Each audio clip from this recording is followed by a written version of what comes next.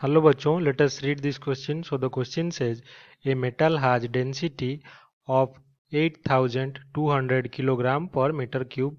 If mass of the metal is 123 gram, calculate relative density in CGS unit, volume of the metal.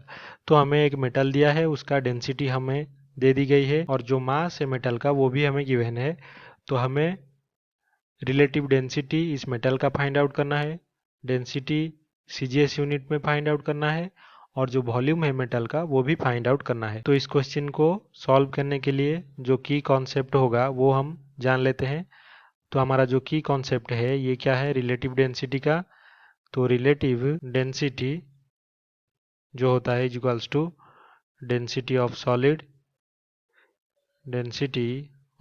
ये जो actual density होता है solid का, divided by density of water, और जो दूसरा की कॉन्सेप्ट हमें पता होना चाहिए वो क्या है, units of density.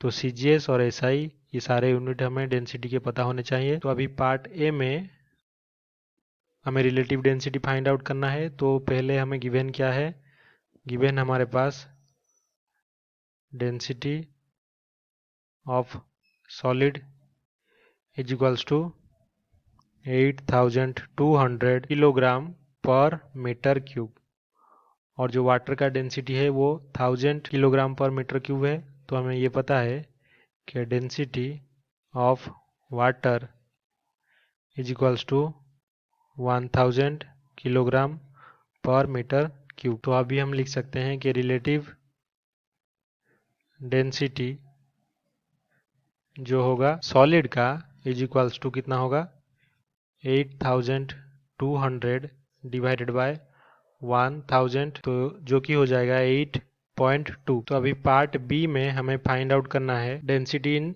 CGS unit. तो हमें पता है यूनिट ऑफ डेंसिटी जो होता है इन सीजीएस कितना होता है, ग्राम पर सेंटीमीटर क्यूब। और हमें यह भी पता है कि जो 1 ग्राम पर सेंटीमीटर क्यूब होता है वो होता है 1000 किलोग्राम पर मीटर क्यूब। तो इसका मतलब 1 किलोग्राम पर मीटर क्यूब जो है वो हो जाएगा 10⁻³ ग्राम पर सेंटीमीटर क्यूब। तो हमारे पास जो डेंसिटी है हम लिख सकते हैं कि density in CGS units will be equals to 8200 into 10⁻³ ग्राम पर सेंटीमीटर क्यूब। तो ये हो जाएगा 8.2 ग्राम पर सेंटीमीटर। तो अभी पार्ट सी में हमें जो मास ऑफ सॉलिड वो गिवन है 123 ग्राम। हमें फाइंड आउट क्या करना है, इसी जो सॉलिड जो मेटल का है उसका वॉल्यूम फाइंड आउट करना है। तो हम लिखेंगे volume of metal is equals to कितना होगा, मास डिवाइडेड बाय डेंसिटी। तो इसका मतलब volume of metal will be equal, mass कितना है 123 ग्राम डिवाइडेड बाय डेंसिटी कितना है 8.2 ग्राम पर centimetre cube.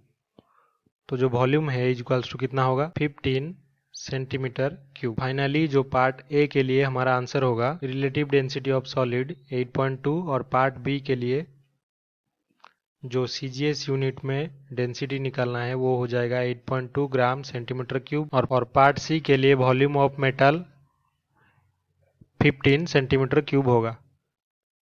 I hope you have understood this well. Best of luck.